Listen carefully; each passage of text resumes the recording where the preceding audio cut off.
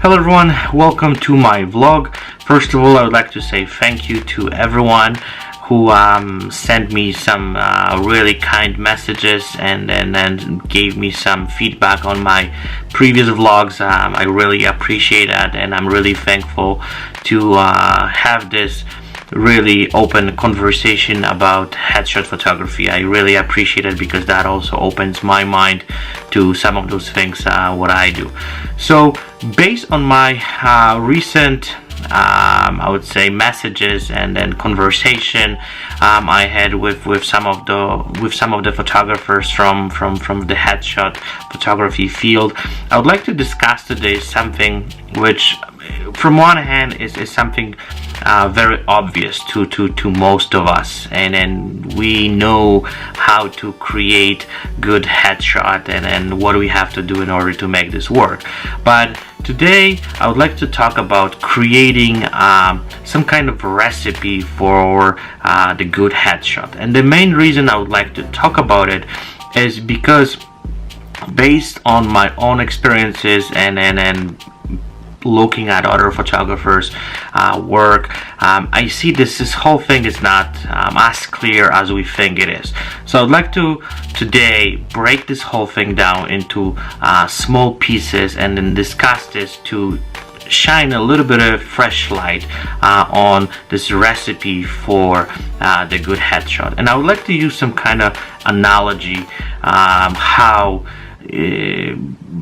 create some I would say recipe for the good headshot. And I'm not sure if this is going to be the best analogy, but I think it's going to definitely put this whole thing in completely different perspective. So let's say we want to bake a cake, and again, I'm not a baker, but I think that's going to really showcase this entire process. So in order to do that, we need ingredients.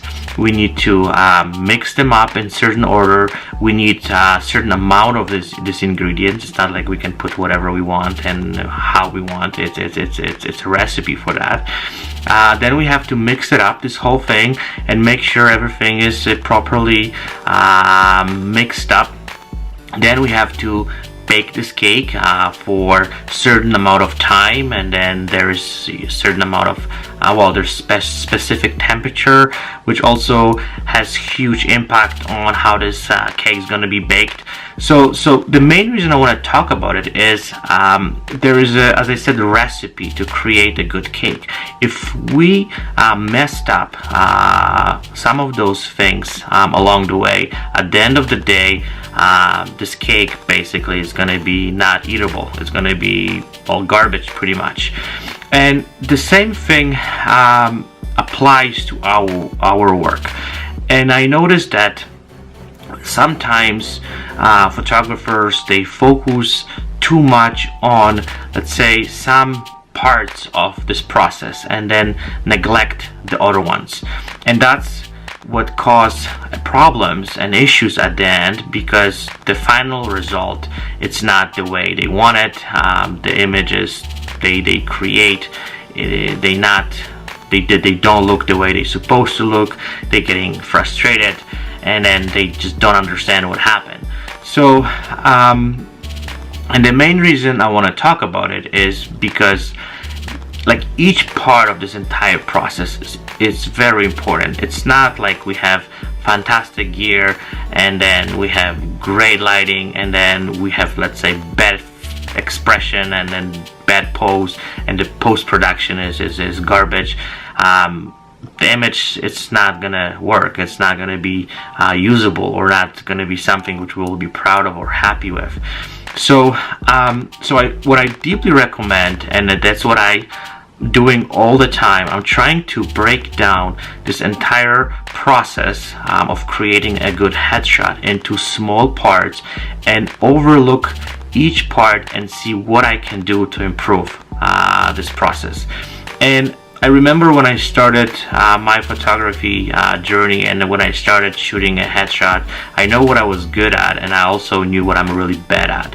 So for example, I was really good with the posing and the face expressions. I kind of know how to deal with this. but I was really bad at editing, and it's at the, well, what happened was that I was not really happy with those images, so I had to work really hard to make sure that I improve my editing in order to get this final result the way I want it. So again, I'm gonna basically right now go through step by step, and I'm gonna break this to maybe not really detailed pieces, but the details which in my opinion are crucial in this entire process, and then you guys can simply even break them into the like smaller pieces, and then see what's you guys good at it, what you guys lack of, and then what you guys have to improve, or what you guys have to work on, or what you guys have to learn or get some skills to get this process in some kind of perfect shape. So whenever you guys start creating those headshots, you guys gonna understand how this whole thing works, and then at the end of the day you will be happy with the final image. So the first thing what I want to talk about it, and that's the first step of this entire, I would say, recipe, is the gear. And what I'm telling you by gear, it's not like you have to get the best stuff on the market. This is not the case these days. But what is so important, and that is what is so crucial in this entire thing, is to understand how your gear works. I noticed that some of the photographers, they have the best stuff on the market, but they don't really know how to use it. They don't see the difference between f-stops, or they don't see the difference when they use different lenses. So that's the first step you have to master. You have to have your gear, and you have to understand how this whole thing works.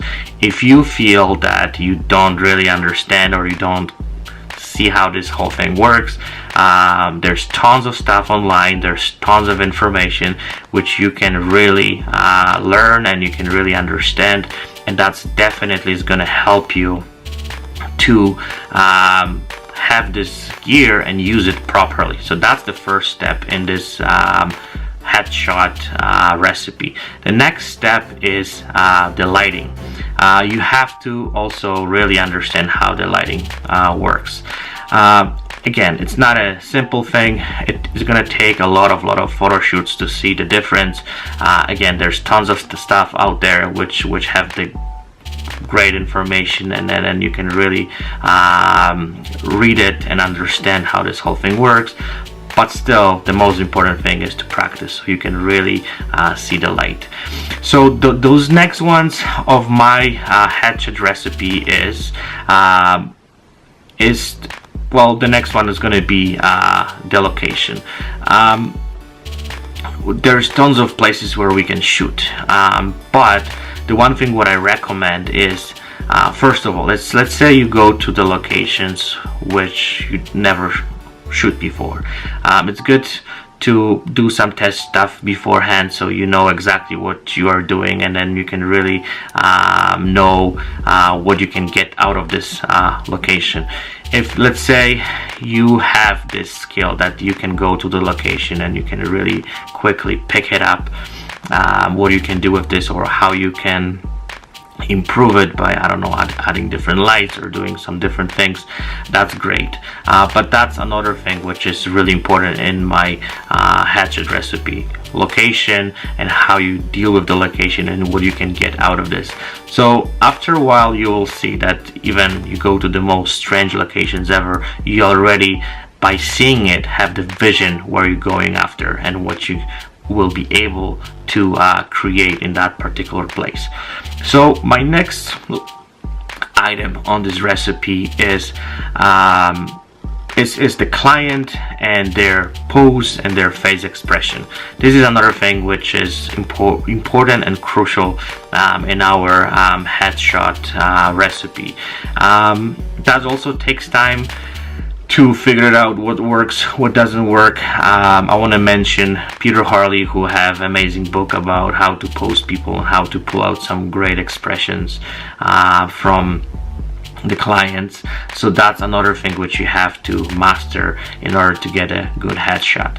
A lot of work, especially every client is different, and each person you will be working with is basically well, there's a new item on the menu, and then you have to really approach them individually. There's no I would say just a typical way how to deal with this. There's certain things which you can do, but you will learn over the time that it's really individual approach to each person.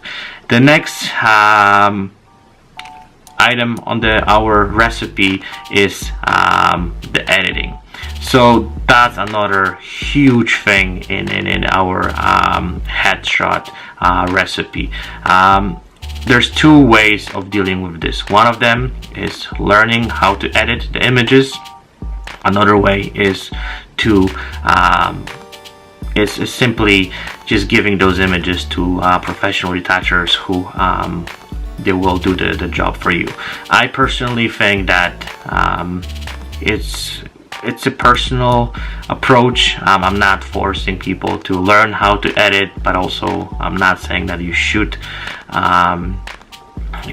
give those images to someone else to retouch. But what I learned, and this is my point of view for this, is as soon as you start editing your images yourself, you will learn well, you're gonna be better photographer. There's no question about it, because the stuff what I've seen during the editing process, some of them I can improve, like on the shoot itself. So that also helps me to become a better photographer, because I know what I have to deal with afterwards with the editing.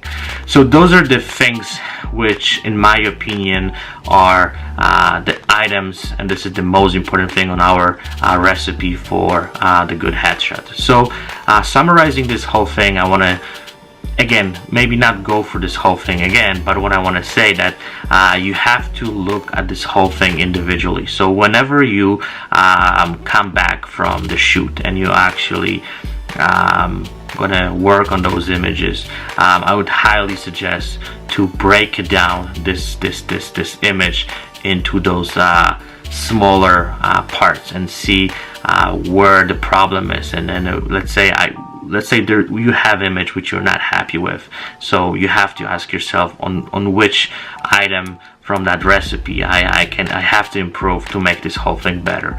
And this is, I would say, really interesting, but also I think really helpful way of improving your work. I've been doing this for several years now, and I noticed that well, there is always something we can improve, but the main point is that if we have to know what we have to improve, because sometimes I see people's work and then they ask me like, so what do you think? And I see where the problem is right away, and where they have issues with, so they cannot really overcome because they don't really pay attention to it, and they kind of frustrated that they're not happy with the image. But if we understand the process, and we have, I would say, own recipe for the good headshot, and we know how to deal with each of those I would say items, then definitely we can focus on those things which we're not good at, and then maybe leave those things which we handle very well, and then step by step we can definitely improve our work. So I hope that was helpful. I'm sure most of you guys have heard this before. I'm not the first person who is talking about, but the main reason I have decided to do vlog about it is because some of the time, and then based on my recent interactions with some of those fellow photographers, I have noticed that they've been struggling with certain things, and they don't really know what's really going on and how to deal with this. So that's my well, I don't want to say advice, but some kind of new light on the way how we create our work and how we create our headshots. So feel free to email me or contact me through social media. I'm always happy to answer all the questions, and then have this debate open, and then maybe people shoot at me some interesting ideas and some interesting thoughts to reconsider what I do, not the way I'm supposed to do. I'm always open to criticism. I always been. I never take anything personally. So feel free to even shoot me some stuff which you guys think I can improve, or some of those things which I should work on.